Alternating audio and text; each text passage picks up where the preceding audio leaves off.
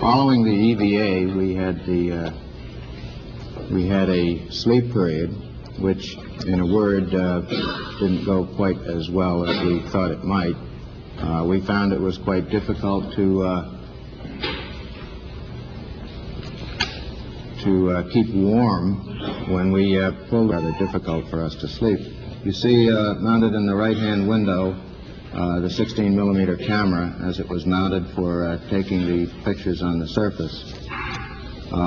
Following the sleep period, as we're approaching the liftoff point, we progressed with a gradual power-up of the lunar module, which included another star alignment up in front of the instrument panel that was used to record the various messages that were sent up to us, the whole host of numbers for the particular maneuvers that were coming up that we would copy down. We'd log these on that sort of a data sheet.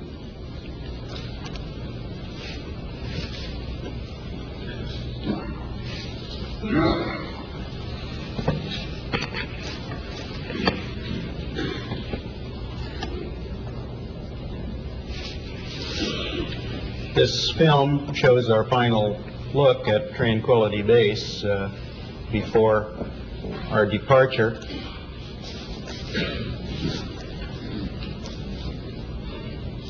And the ascent was a great pleasure. It was very smooth. We were very, very pleased to have that engine light up.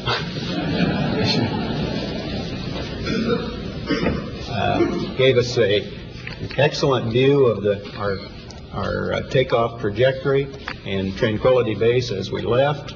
And at all times through the ascent, we could pick up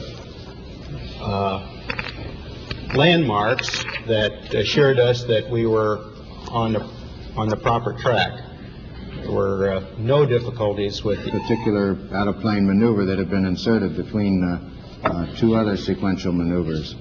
In comparison with many simulator runs, we found that this was about as perfect a rendezvous as we could have asked for.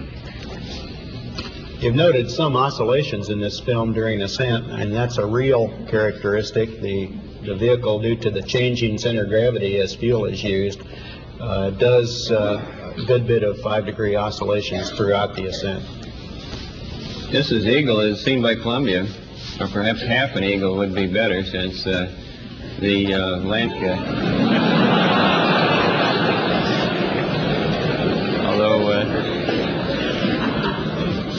although we were far from home, we were a lot closer to it than the pure distance might indicate. Neil's making the initial maneuvers here to get turned around, and then again I do the final docking. This is somewhat swifter than real time. The probe, the dark funnel on the top of the limb, and the docking target below it and to the left in the lighter portion of the limb. As Buzz said, the rendezvous was absolutely beautiful. They came up from below absolutely as if they were riding on rails. There was absolutely no disturbance or any off-nominal effects during the last part of the rendezvous.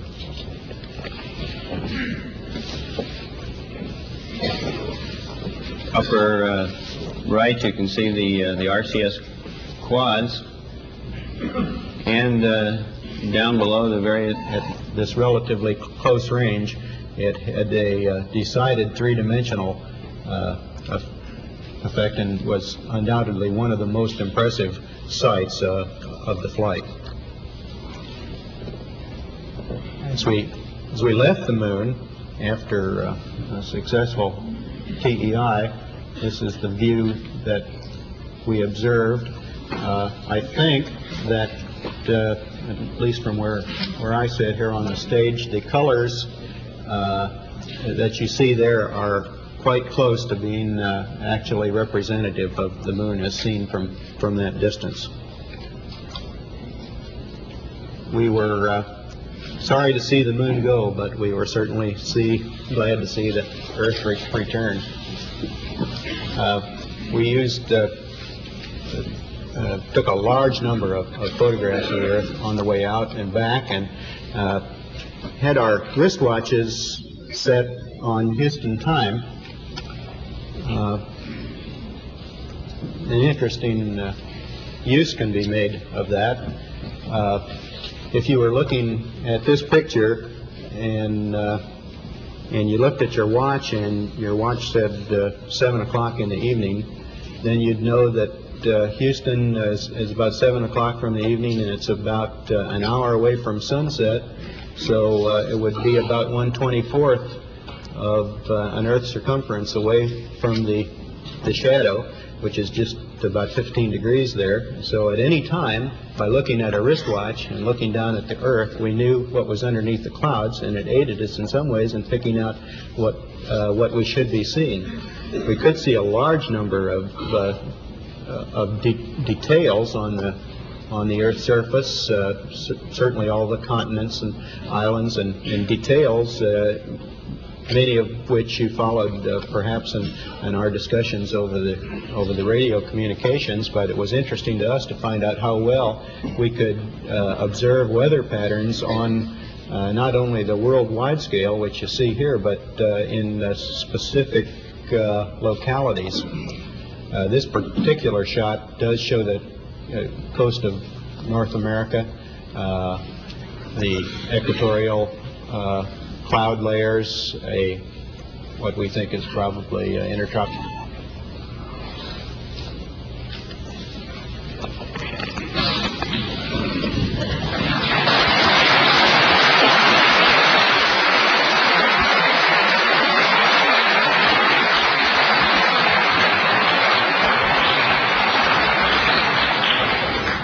We're ready now for question and answers, and wait for the microphone, and we'll go right down the line, and we'll catch everyone if you'll just be patient.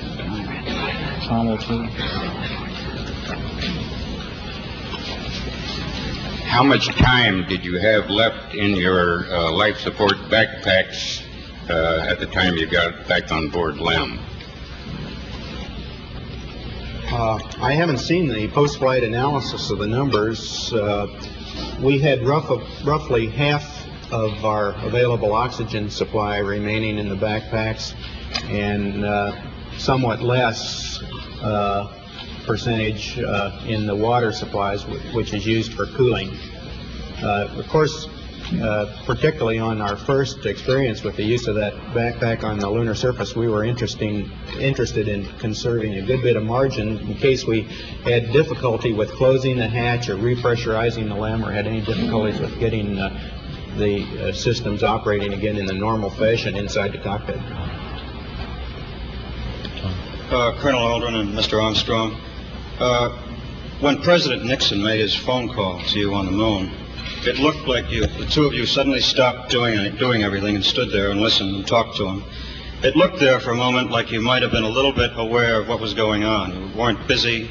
Was there ever a moment on the moon when either one of you were just a little bit spellbound by what was going on? About 2.5 hours.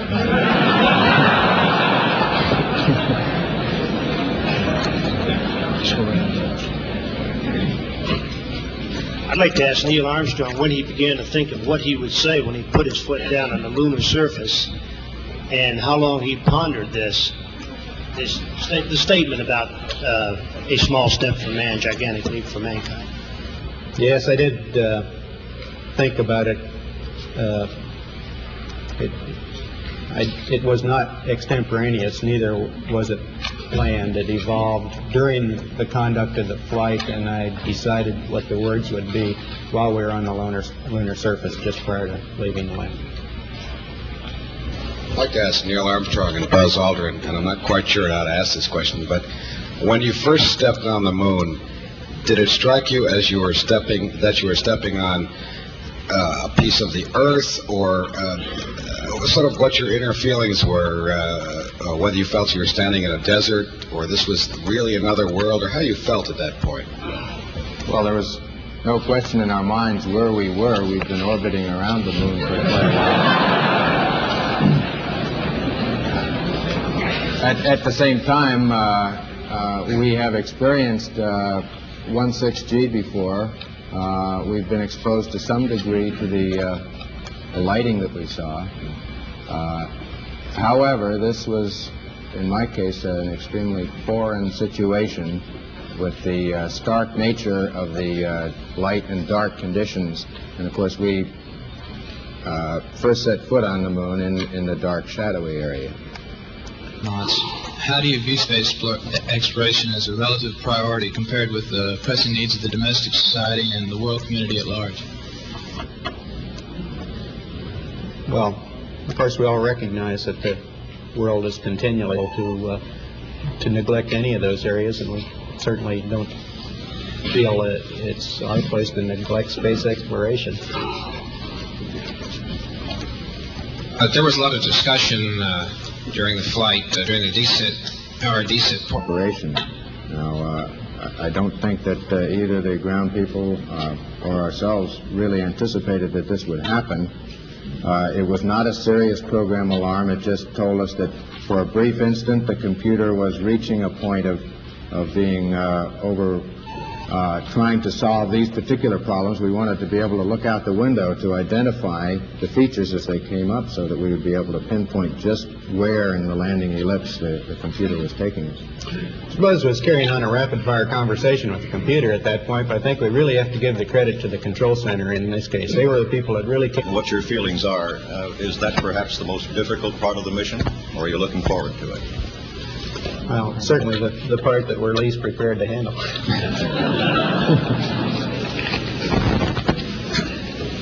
Most important piece of advice or recommendation for the Apollo 12 crew.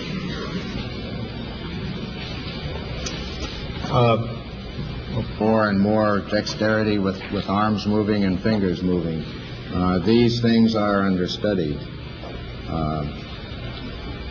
Of course, the Apollo 12 mission will have two different periods of EVA, one early in the mission and a sleep period, and then another EVA following that. We've, in general, looked at their plans, and we've talked to them about the duration. We've talked to them about a brief period at the beginning of their EVA for their familiarization with the EVA, the 160 environment. I don't think we have any particular recommendations for how they should change their mission. It is a continuing evolvement of EVA capability and scientific exploration that they're undertaking on that flight. You're now national heroes, and you've had a couple of weeks in isolation in the LRL to think about that. What are your initial feelings about being heroes? How do you believe it will change your lives? And do you think that maybe you'll get another chance to go to the moon, or are you going to be too busy being heroes? Long preparing is that we had to prepare for Apollo 11. In the lunar receiving laboratory, we did have very little time for meditation, it turns out. We were quite busy throughout the time period with the same sorts of things that the crews of past flights have done after their flights, the debriefing schedules and writing the pilot reports and getting all the facts down for use of all the people who will include that in future flights. I'm struck from the movies and the still pictures by the difference in the very hostile appearance of the moon when you're orbiting over it or some distance from it, and the warmer colors and the apparently relatively more friendly appearance of it when you're on the surface. I'd like to ask Colonel Collins if he gets that same impression from the pictures, and the two of you who were on the moon, what impression you have along those lines. Well, the moon changes character as the angle of sunlight striking its surface changes. At very low sun angles, close to the terminator, or dawn, or at dusk, it has the harsh, forbidding characteristics which you see in a lot of the photographs. On the other hand, when the sun is more closely overhead, a midday situation, the moon takes on more of a brown color, it becomes almost a rosy-looking place, a fairly friendly place. So that from from dawn through midday through dusk, you run the whole gamut of it. It starts off very forbidding, becomes friendly, and then becomes forbidding again as the sun dissipates.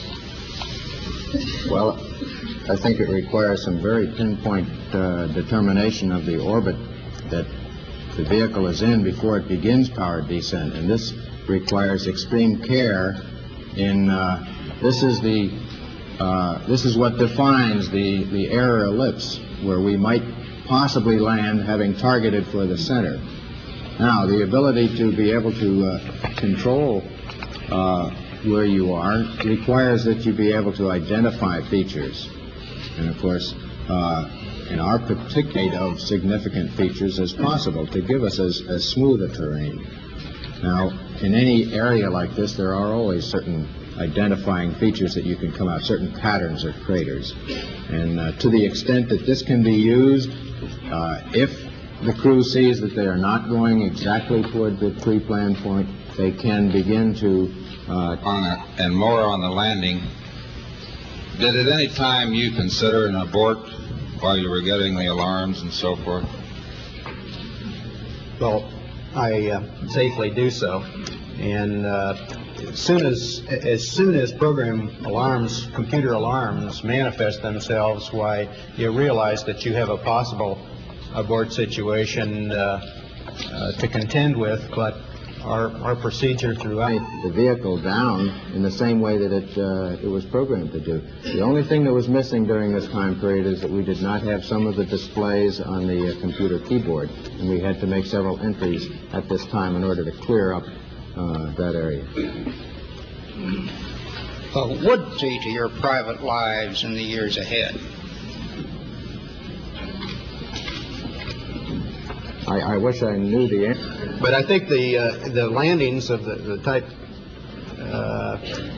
that are presently considered for the next number of flights are appropriate to the conclusions that we reached as a result of both our descent work and work on the surface. That we are able to investigate the variety of types of landing sites that they hope to accomplish. I have two brief questions I'd like to ask, if I may. When you were carrying out that incredible moonwalk, did you find that the surface was equally firm anywhere, or were there harder and softer spots that you could detect? And secondly, when you looked up at the sky, could you actually see the stars and the solar corona in spite of the glare?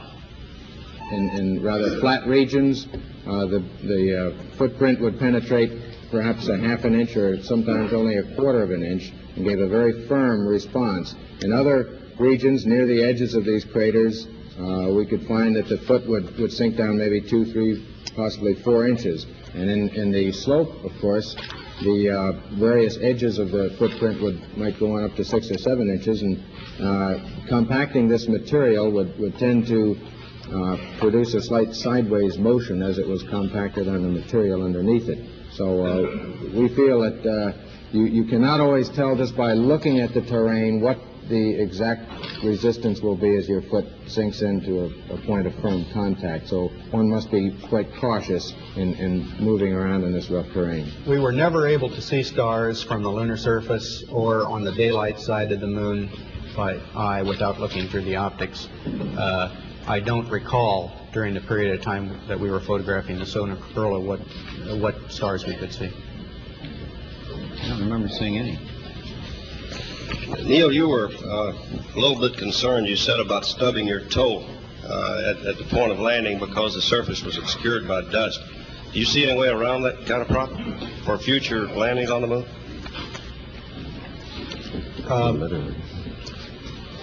I think the simulations that we have at the present time to enable a pilot to understanding the problems of a lunar landing, that is a simulator and the various lunar landing training facilities and trainers that we have will do that job sufficiently well.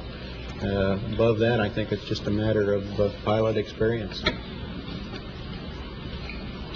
And of course, the little bit of dispersions in the maneuvers, such as the DLI burn on the backside of that ignition, and there is no way of compensating until you get to final phase for that error.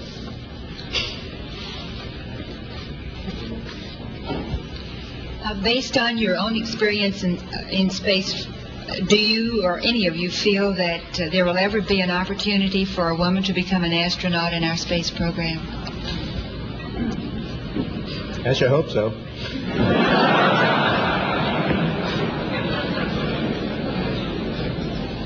I'd like to refer back to something that Neil Armstrong said a while back, that there was so much out there you would like to have done. As it was, you ended up a considerable number of minutes behind schedule. Is that because the schedule was overloaded for the EVA, or can we expect all astronauts, when they reach the moon for the first time, to enjoy themselves and spend as much time doing so as you seem to? We plead guilty to enjoying ourselves. As Buzz mentioned earlier, we're recommending that we start future EVAs with a 15 or 20-minute period to get these kinds of things out of the way. Get used to the surface and what you see, adapt to the 1.6G and maneuvering around, and probably we just included a little more in the early phase than we were actually able to do. Two questions. Where did the weird sounds, including the sirens and whistles, come from during the trans-Earth coast? So much more pronounced. As for Mr. Armstrong, had you planned to take over semi-manual control, or was it on?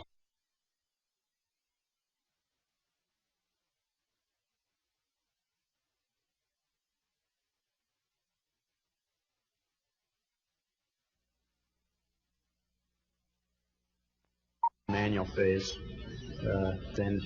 than we would have planned in order to find a suitable landing area.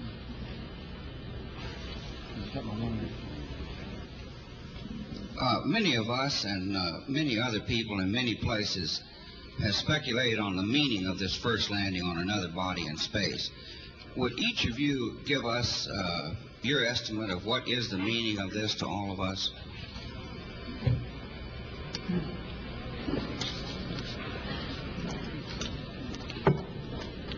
Try that. After you. Well, I believe that what this country set out to do was something that was going to be done sooner or later, whether we set a specific goal or not. I believe that from the early space flights, we demonstrated a potential to carry out this type of a mission. And again, it was a question of time until this would be accomplished. I think the relative ease with which we were able to carry out our mission, which of course came after a very efficient and a logical sequence of flights, I think that this demonstrated that we were certainly on the right track when we took this commitment to go to the moon. I think that what this means is that many other problems perhaps can be solved in the same way by taking a commitment to solve them in a long time fashion. I think that we were timely in accepting this mission of going to the moon. It might be timely at this point to think in many other areas of other missions that could be accomplished.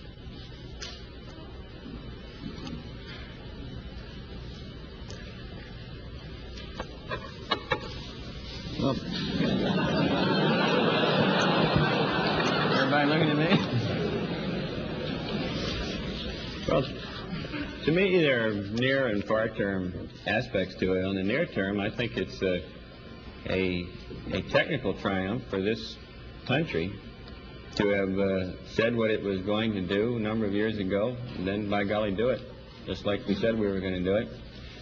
Not just perhaps purely technical, but also a triumph for the nation's overall determination, will, economy, attention to detail, and 1,001 other factors that went into it. That's short term. I think long term, we find for the first time that man has the the flexibility or the option of either walking this planet or some other planet, be it the moon or Mars or I don't know where. And I'm poorly equipped to evaluate where that may lead us to.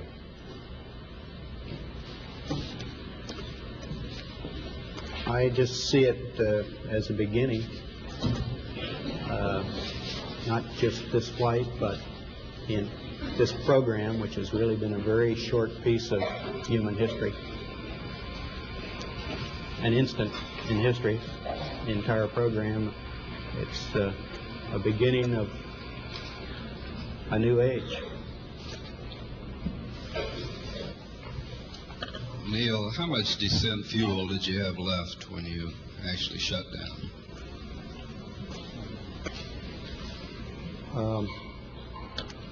My own instruments would have indicated less than 30 seconds, probably something like 15 or 20 seconds. I think the analysis of made here on the ground indicates something more than that, probably greater than 30 seconds, 40 or 45. That docking. Could you tell us precisely what was going on at that time? Where you docked, and then? Are you referring to the lunar orbit docking when? And for Mr. Armstrong, during the last few minutes there, before the landing, when the program along.